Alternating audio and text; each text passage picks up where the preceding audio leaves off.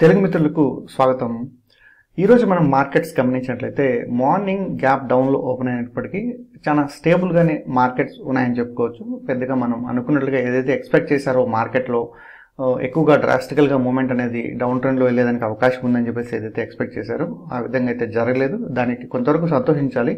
అయితే ఎఫ్ఐఎస్ కావచ్చు, లేకుంటే హెవీగా ఆప్షన్స్లో షార్ట్ చేసినటువంటి వాళ్ళు, లేకుంటే ఆప్షన్స్ని కాల్ ఆప్షన్స్ పుట్ ఆప్షన్స్ రెండింటినీ కూడా షార్ట్ చేసినటువంటి వాళ్ళు, ఈవెన్ మనం మార్నింగ్ ఒకసారి ట్రెండ్ గమనించినట్లయితే ఓపెన్ ఇంట్రెస్ట్ ట్రెండ్ మనం గమనించినట్లయితే call side put side same రేషియోలోనే మనకు కనిపిస్తుంది.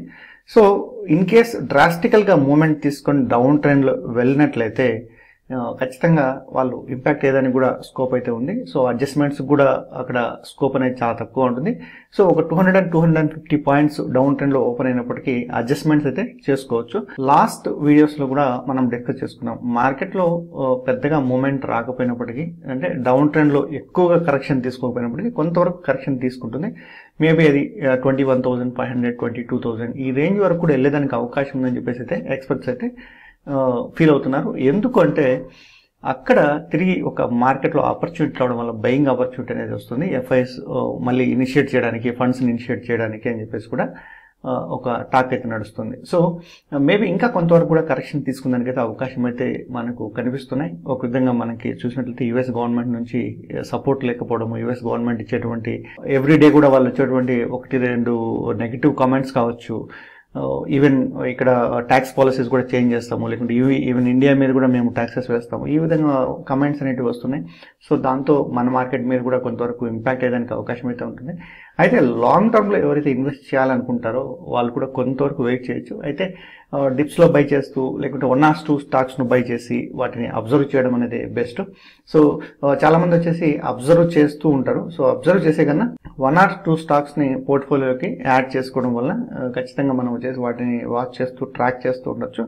క్యామ్స్ ఈరోజు 4,955 రూపీస్లో స్టార్ట్ అయ్యి ఆల్మోస్ట్ 5,100, అంటే ఆల్మోస్ట్ 150 రూపీస్ పైనే రికవరీ కావడం జరిగింది. చాలా స్టాక్స్ అయితే మంచి స్టాక్స్ అయితే రికవర్ అయ్యాయి.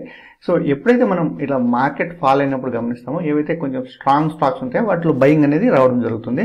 అలాగే మార్కెట్ తిరిగి రికవర్ అయినప్పుడు కూడా ఈ స్ట్రాంగ్గా ఉన్నటువంటి స్టాక్స్ అన్ని కూడా తిరిగి బాగా రికవర్ అవుతాయి. మేజర్గా వచ్చేసి మనం గమనించాల్సినటువంటి ఒక స్టాక్ అయితే చూసినట్లయితే ఇక్కడ MOL. సో దీని ఫండమెంటల్స్ కూడా మనం ఒకసారి గమనించినట్లయితే ఫండమెంటల్స్ కూడా చాలా స్ట్రాంగ్ ఉన్నాయి. రీసెంట్గానే ఈ స్టాక్ 105, 106 ఈ లెవెల్కి వెళ్ళేసి తిరిగి మనకి కరెంట్ అయితే 885 రూపీస్లో నడుస్తుంది. సో 1 year గ్రోత్ చూసినట్లయితే మనం 9.3% ఉంది. ఈవెన్ లాస్ట్ వీడియోస్లో కూడా ఈ స్టాక్ గురించి మనం డిస్కస్ చేసుకున్నాం.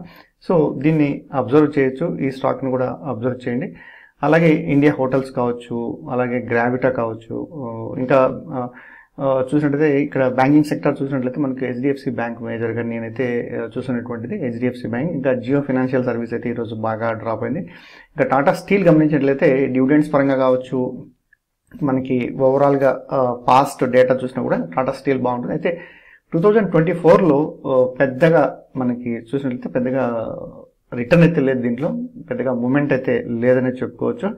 మేబీ 2025లో మంచి రిటర్న్ వచ్చేదానికి కూడా అవకాశం అయితే ఉండొచ్చు. సో ఇక్కడ డివిడెండ్స్ ఈల్డ్ గమనించినట్లయితే 2.47% డివిడెండ్ ఈల్డ్ ఉంది. సో ఓవరాల్ గమనించితే 1 yearలో 6.72% ఉంది. సో అయితే 23లో మనం గమనించినట్లయితే 23లో మంచి రిటర్న్ వచ్చిందని చెప్పుకోవచ్చు. అలాగే స్టాక్ స్ప్లిట్ కూడా అయినప్పుడు ఆల్మోస్ట్ 100 రూపీస్లో స్టాక్ స్ప్లిట్ నుంచి 135 ఈ రేంజ్కు రావడం జరిగింది. సో ఈ స్టాక్ను కూడా మనం గమనించాలి. ఆప్షన్స్లో ఎవరైతే ట్రేడ్ చేస్తుంటారో సో చాలా వరకు అవాయిడ్ చేసుకోవడం మంచిది ఈ మార్కెట్స్ని. అలాగే కొన్ని సందర్భాల్లో ఇన్కేస్ ఖచ్చితంగా చేయాలి, లేకుంటే కొలెటరల్ మార్జిన్ కానీ ఇలాంటిది ఏదైనా ఉంది అనుకున్నట్టయితే చాలా లాంగ్లో ఉన్నటువంటి ఆప్షన్స్, ఈవెన్ మనకి నిఫ్టీలో అయితే ఒక 500 పాయింట్స్ అబోవ్లో ఉన్నటువంటి వాటి మాత్రం అది కూడా ఇంట్రాడేలోనే మనము షార్ట్ చేయడానికి ట్రై చేయాలి. సో ఎప్పుడు కూడా మనము ఓవర్ నైట్లో వెళ్ళకూడదు. ఎందుకంటే చాలా సందర్భాల్లో మనం గమనిస్తున్నాం, ఈవెన్ ఇంట్రాడేలో కూడా మనం గమనిస్తున్నాం కంటిన్యూస్గా ఒకసారి చాలా ఎక్కువ పాయింట్స్ అయితే మూమెంట్ అయితే తీసుకుంటుంది. ఈవెన్ లాస్ట్ వీడియోస్లో కూడా మీకు చెప్పాను, మార్కెట్లో చాలా వరకు మ్యానిపులేషన్ అనేది నడుస్తుంది. సో దీన్ని ఖచ్చితంగా మనం అవాయిడ్ చేసుకోవాలి. ఖచ్చితంగా రిస్క్ అనేది చాలా ఎక్కువగా ఉంటుంది. సో ఖచ్చితంగా హెడ్జ్ అనేది చేయాలి అనేది కూడా మీకు చాలాసార్లు చెప్పడం జరిగింది. సో వీటన్నింటిని కూడా ఖచ్చితంగా మీరు కేర్ తీసుకోవాల్సిన అవసరం అయితే ఉంటుంది. సో ఈవెన్ నేను కూడా చాలా చిన్న ఆప్షన్స్ అయితే సెల్లింగ్ అయితే చేస్తున్నాను. ఒకసారి మనం గమనించినట్లయితే ఏదైతే దీంట్లో ఫండ్ అయితే ఏం లేదు. సో జస్ట్ ఏదైతే కోలేటరల్ అమౌంట్ ఉందో సో వాటితో ప్లడ్జ్ చేసినటువంటి అమౌంట్తో చిన్న చిన్న ఆప్షన్స్ని జస్ట్ సెల్ చేసి వదిలేయడం అయితే జరుగుతుంది. సో వీటికి కూడా నేను స్టాప్ లాస్ను పర్ఫెక్ట్గా ప్లేస్ చేసుకున్నాను. సో మన దగ్గర ఉన్నటువంటి ఫండ్ కూడా గమనించినట్లయితే చాలా తక్కువగా ఉంది. సో ఆల్మోస్ట్ వచ్చేసి స్టాక్స్లో అన్నింటిలో కూడా నేను ఎగ్జిట్ కావడం జరిగింది. సో లాస్ట్ సెషన్స్లో ఏదైతే 6 months బ్యాక్ కూడా నేను అయితే చెప్పడం జరిగింది. సో చాలా వరకు స్టాక్స్లో అయితే నేను ఎగ్జిట్ అవుతున్నానని చెప్పేసి కూడా చెప్పడం జరిగింది. సో ఇక్కడ మనం గమనించినట్లయితే ఈరోజు అయితే చిన్న చిన్న ఆప్షన్స్లో నేను చేశాను. సో వీటి వల్ల పెద్ద ప్రాఫిట్ రాకపోయినప్పటికీ అయితే యాక్చువల్ మనీ అయితే నేను ఇన్వెస్ట్ చేయలేదు. సో కొన్ని ఏవైతే నాకు ఐపీఓలో వచ్చినటువంటి స్టాక్స్ కొన్ని ఉన్నాయో వాటిని లాంగ్ టర్మ్లో ఇన్వెస్ట్ చేయాలి అనుకున్నాను. సో అలాంటి వాటిని వచ్చి స్ప్లెడ్జ్ చేసి ఇక్కడ ట్రేడ్ చేస్తున్నాను. అలాగే ఇంకొక పాయింట్ ఏంటంటే రీసెంట్ టైమ్స్లో చూస్తున్నాం. సో ఏవైతే స్టాక్స్ ఐపీఓకి వస్తున్నాయో వాటిలో ప్రతి ఒక్కరు కూడా ఎక్కువ ఇన్వెస్ట్ చేస్తున్నారు. ఐపీఓస్లో మంచి సక్సెస్ వస్తుందని. అయితే ఆ కంపెనీస్ యొక్క ఫండమెంటల్స్ కావచ్చు వాటిని ఒకసారి మీరు గమనించినట్లయితే సో వాటిలో ఫండమెంటల్స్ పెద్దగా లేవు. ఏవో చిన్న చిన్న యాప్స్ కావచ్చు, చిన్న చిన్న స్టోర్స్ కంపెనీస్ కూడా వచ్చేసి ఐపీఓకి వస్తున్నాయి. సో ఇలాంటి వాటితో చాలా జాగ్రత్తగా ఉండండి. సో వాటిని మనం లాంగ్ రన్లో పెట్టుకున్నట్లయితే ఖచ్చితంగా లాస్ అయ్యేదానికి ఎక్కువ స్కోప్ అయితే ఉంటుంది. So over a period of టైంలో అంటే ఇనిషియల్ డేస్లో కొంత పాజిటివ్ ట్రెండ్ కనిపించినప్పటికీ ఓవర్ ఏ పీరియడ్ ఆఫ్ టైంలో చాలా మంది ఇన్వెస్టర్స్ అయితే ఎగ్జిట్ అయ్యేదానికి ఎక్కువ ట్రై చేస్తారు. ఎందుకంటే ఫండమెంటల్గా పెద్దగా గ్రోత్ లేనటువంటి కంపెనీస్ అవి. ఆల్రెడీ వాటి యొక్క డేటా మనం గమనించినట్లయితే లాసెస్లో కూడా రన్ అవుతున్నాయి. అలాంటి వాటిల్లో ఐపీఓస్లో మేజర్గా ఎగ్జిట్ అయ్యేదానికి ప్రాఫిట్స్ బుక్ చేసుకోవడానికి ట్రై చేయండి. మంచి మంచి స్టాక్స్లో క్వాలిటీ స్టాక్స్లో మాత్రమే ఇన్వెస్ట్ చేయడానికి ట్రై చేయండి. Last 2 to 3 years after Covid తర్వాత కావచ్చు, ఈవెన్ కోవిడ్ టైంలో కావచ్చు, ఒక విధంగా డిప్స్లో బై చేయడం అయితే జరిగింది. కంటిన్యూస్గా మార్కెట్లోకి అమౌంట్ అయితే ఇన్వెస్ట్ చేయడం అయితే జరిగింది. అయితే ప్రస్తుతం అనేటువంటి సిచ్యువేషన్ కావచ్చు లాస్ట్ 6 months బ్యాకే ఆల్మోస్ట్ వచ్చే మిడ్ ఆఫ్ ద జూన్లో ఇక్కడ మనం చూసినట్లయితే మిడ్ ఆఫ్ ద జూన్లో ఆల్మోస్ట్ మార్కెట్ నుంచి ఎగ్జిట్ కావడం జరిగింది. సో అదే మంత్లో ఇంకా కొంత స్టాక్ ఏదైతే ఉందో ఆల్మోస్ట్ 20 lakhs అది కూడా కంప్లీట్గా నేను ఎగ్జిట్ కావడం అయితే జరిగింది. సో ఆ తర్వాత వచ్చేసి చాలా మినిమల్ అమౌంట్ అయితే నేను మెయింటైన్ చేశాను. ఇక్కడ మనం గమనించినట్లయితే చాలా తక్కువ అమౌంట్ అయితే మెయింటైన్ చేశాను. ఇది మేజర్గా హోల్డింగ్స్ విషయంలో. ఆ తర్వాత ఈ మంత్లో డిసెంబర్లో స్టార్ట్ చేయడం జరిగింది. కొంతవరకు ఐపీఓస్ కావచ్చు, ఇక కొన్ని స్టాక్స్ డిప్స్లో బై చేయడం కావచ్చు, ఈ విధంగా. అయితే కరెంట్ మార్కెట్ ట్రెండ్ కూడా ఒకసారి మనం గమనించినట్లయితే మళ్ళీ ఫర్దర్ అయితే మార్కెట్లో కొంతవరకు కరెక్షన్ రావచ్చు. అయితే ఎక్కువ మొత్తంలో ఇన్వెస్ట్ చేయాలి అనేటువంటి వాళ్ళు మాత్రం కొంచెం డిప్స్లో బై చేసి వాటిని అబ్జర్వ్ చేస్తూ ఎప్పుడైతే మనకి ఆపర్చునిటీ వస్తుందో అప్పుడు మళ్ళీ యాడ్ చేసుకున్నట్లయితే ఖచ్చితంగా మనకు మంచి రిటర్న్స్ అయితే వచ్చేదానికి అవకాశం అయితే ఉంది. అలాగే ఒక విధంగా రిపోర్ట్స్ గమనించినట్లయితే లాస్ట్ 1 year నుంచి నేను రిపోర్ట్ తీస్తాను. జనవరి నుంచి తీద్దాం. సో జనవరి నుంచి డిసెంబర్ 19th వరకు అంటే కరెంట్ డేట్ వరకు రిపోర్ట్స్ ఒకసారి గమనించినట్లయితే నేను ఈక్విటీలో ఇన్వెస్ట్ చేశాను. వీటన్నింటిలో కూడా మనం గమనించినట్లయితే ఆల్మోస్ట్ 33 lakhs అయితే మనకి గెయిన్ అయితే వచ్చింది. అయితే ఇప్పుడు కరెంట్ ఏదైతే నేను ఇన్వెస్ట్ చేశాను లాస్ట్ 1.5 monthలో ఐపీఓస్లో కావచ్చు ఇలాంటి వాటిలో ఆల్మోస్ట్ ఇంకా మేజర్గా ఉన్నటువంటి ఐపీఓ గమనించినట్లయితే హుండాయిలో వీటిలో మనకి ఆల్మోస్ట్ 77,000 వరకు లాసెస్ అయితే ఉన్నాయి. సో ఈరోజు మార్కెట్స్ కూడా క్లోజ్ అయిపోయాయి. సో ఒకసారి మనం చూద్దాం. సో ఏదైతే పొజిషన్స్ ఉన్నాయో ఇవన్నీ కూడా ఆల్మోస్ట్ జీరోకి వచ్చేసాయి. సో వీటికి నేను ఎగ్జిట్ కూడా కలితే, ఎందుకంటే ఎగ్జిట్ అయితే మనం బ్రోకరేజ్ పే చేయాలి. అవుట్ ఆఫ్ ద మనీలో ఉన్నటువంటి వాటికి ఎగ్జిట్ కాకపోయినా వీటికి బ్రోకరేజ్ ఏముండదు. సో అందుకోసమే నేను ఎగ్జిట్ కాకుండా అలాగే వదిలేశాను. సో వీటిలో తక్కువ ప్రాఫిట్ అయినప్పటికీ మన దగ్గర ఉన్నటువంటి ఫండ్ కూడా చాలా ఎక్కువ అయితే ఏం లేదు. ఒక విధంగా మనం చూసేదంటే ఓపెనింగ్ బ్యాలెన్స్ కూడా జస్ట్ 4,900 rupees ఉంది దీంట్లో. సో అలాగే ఇదంతా కూడా మనకి కొలెటరల్ మార్జిన్. సో ఏదైతే మనం వచ్చేసి ఉన్నటువంటి స్టాక్స్ని ప్లడ్జ్ చేసి తీసుకున్నామో వాటితో వచ్చినటువంటి అమౌంట్ అయితే.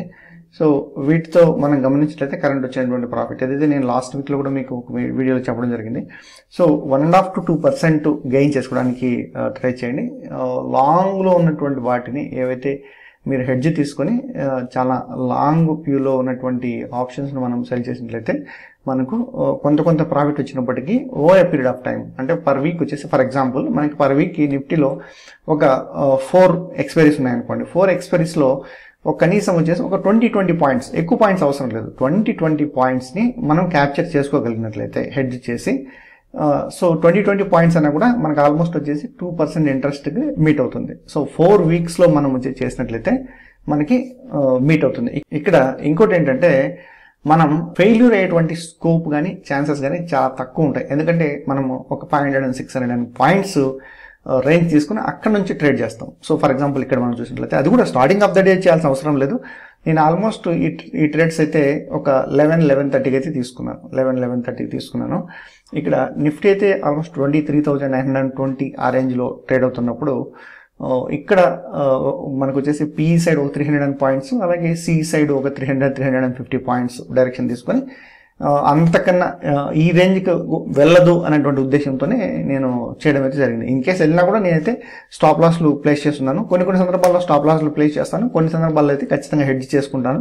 సో ఈ రోజు అయితే ట్రెండ్ను బట్టి 11 వరకు జరిగినటువంటి ట్రేడింగ్లో ట్రెండ్ చూసినట్లయితే, ట్రెండ్ చూసినా కూడా లేకుంటే ఓపెన్ ఇంట్రెస్ట్ గమనించినా కూడా పెద్దగా మార్కెట్ మూవ్ కాదు అనేటువంటి ఉద్దేశంతోనే స్టాప్ లాస్లు ప్లేస్ చేసుకోవడం జరిగింది.